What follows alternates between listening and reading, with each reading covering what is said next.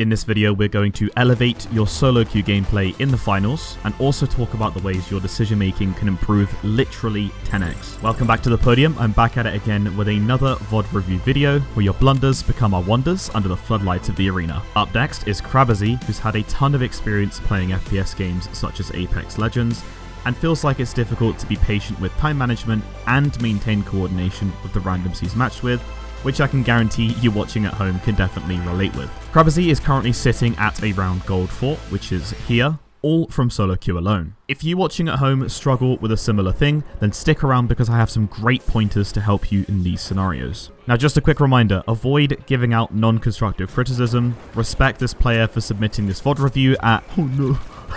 You're so bad! I'm just kidding. You can notice quickly though that Crabazy is queued into a duo lobby, and if you find yourself in this situation, then some great pointers are as follows. If someone disconnects, then third partying to take the cash out is actually your best friend until they hopefully reconnect. The leaderboard in the finals gives away a ton of useful information to you. And yes, I know being third partied sucks when defending, but what can you do when there's only 2 of you? Before I initiate an attack, I use the leaderboard to find when the original fights turn from a 3v3 down to a 2v1 or 2v2 and look to catch all the players off guard whilst they are mid-fight. But for the early phase, see if you can get the vault to deposit first in the cash out, and that's exactly what Crabazy is going to do here. Okay, so fast forwarding, Crabazy actually managed to transport the vault all the way to the cash out, and I wanted to give some of you a really cool tip about actually depositing the cash out if you're unaware. But you might notice though that spawns on the map in the finals are affected by active cash outs on the map. If you see a team has been wiped, once a cash out is deposited,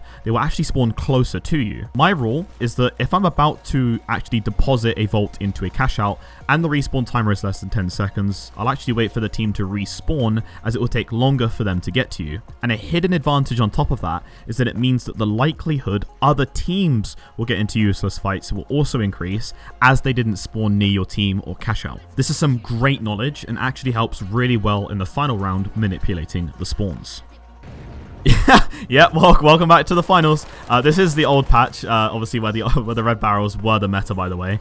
But moving on, we have Crabazy's first fight of the game, and it's against a duo opponent as well, as you can see with the start of the game in the lobby. We can see that actually Crabazy's playing this, considering the scenario, really well. He's dealing as much damage as possible without taking much damage, which is great, and he's even managed to revive his teammate. Right here, though, I want you watching at home to notice something. Watch how this play pans out.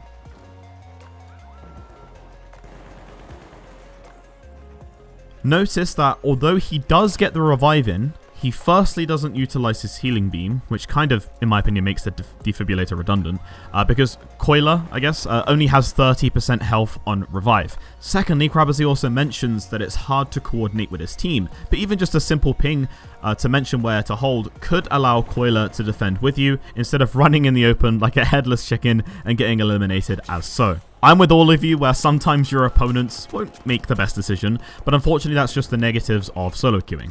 At this point you have no utility and it's going to potentially be another 2v1 if, Coiler gets wiped, so... Really, I'd say here that you probably should have joined him in hunting. Not really because it's the right thing to do, but because you then have to gamble basically on clutching up again if he goes down. But then obviously you have no utility on that as well. It's gotten to the point where in my games, I've stopped using Healing Beam and Defib, which I've mentioned since my medium VARP strategy guide. If you want to check that out, it's there on my YouTube channel. Yeah, I know it's better to play as a team, but if I'm healing and defibbing someone that doesn't, know how to either aim or, deal damage, then I might as well just use the gadgets in the game to strengthen myself so that I can clutch up or even defend cash outs. But on the bright side though, you can see that it is a full lobby once again for the pink team and yourself, so obviously you can just play next vault. Now also remember what I've said multiple times. At this point, the cash out was lost, and I understand that you could be attempting to wipe them so it's a better playing field, but honestly, you might as well just rotate off to vault A and third party it, because if you notice, they did it late and you could potentially get there in the perfect time to finish off, let's say a 2v2 for example. Skipping ahead, Crabazy actually has some really good aim too. Again, I feel like you should actually use the gadgets in the game to complement yourself more personally, but everyone obviously loves a good support player, so if you want to stick with the healing beam and defib, that's fine. So you can see eventually that Crabazy actually manages to transport the cash out on his own all the way to C here from the walls, which is kind of crazy. But notice how Crabazy is doing the setup here. What do you think that he could improve on? Okay, so let me know in the comment section first what you think. It's okay, I'm not going to judge you, but obviously I do try to reply to as many of my commenters as I can. Okay, so firstly, a little secret trick question here, which I'll be looking at to see if anyone spotted it. Were there any wiped teams respawning before Krabbezy deposited the vault? Yes, there was. Now, because this wasn't before the 10 seconds, I do think it's fine to deposit here as he did, but a lot of players know by now that if you're defending in what I call Big Med, the next opponent's active spawn will be right by the cafeteria on Green Bridge or by the electric room near Yellow Crane. So in this example, we can see that the pink team is yet to spawn in, and the pink team will be the first team very likely that Krabbezy will be met with. Obviously, you know, you're very awesome, skilled teammates aren't with you here, and I actually think they're for some reason third-partying themselves. But there's a few things you need to consider when defending, and I'd like to go through this. Firstly, where can your opponents come from? Secondly, is there anything you can do to slow the opponents from reaching you or the cash out? For example, there's a rope right here, which is a common thing players take out, but you could have even used the goo barrel more effectively and blocked off the double doors instead to stop players from running up and entering. Finally, what do I and my team have to stop and protect this cash out?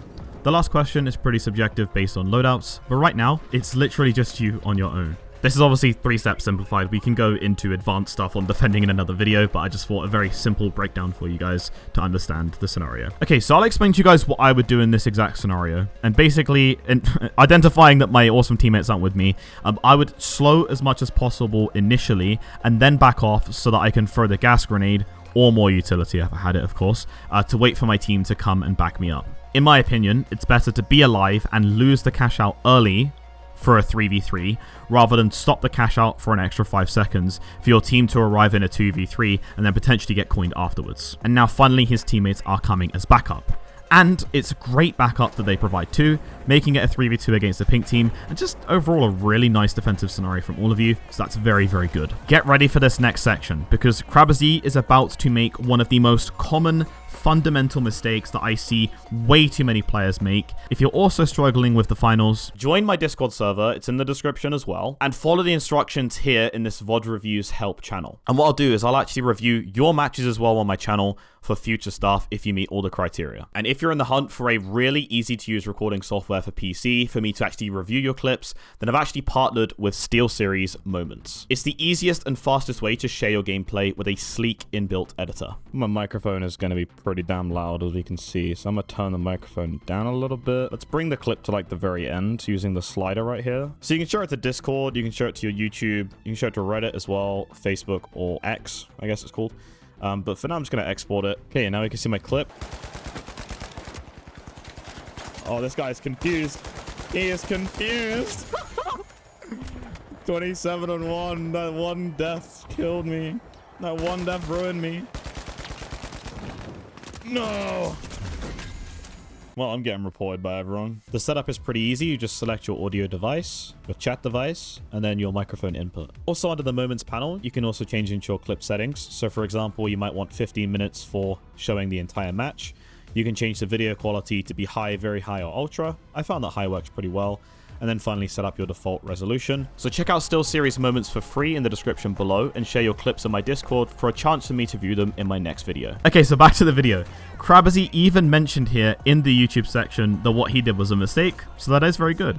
But I'll explain to you in detail why. Okay, so right here, we see that cash out D is about 25% completed, which I'd estimate has about like roughly 100 seconds, which is like a minute and 40 seconds of in-game time, right? When cash out D is completed, Vault 6 will spawn, but it'll be too late because looking at the game time, that would only leave 10 seconds left. If you sync the cash out time with the game time like I just explained here, your game knowledge and what to do will literally go up 10x. So in this case, you need to rotate over to Vault 5 and defend it.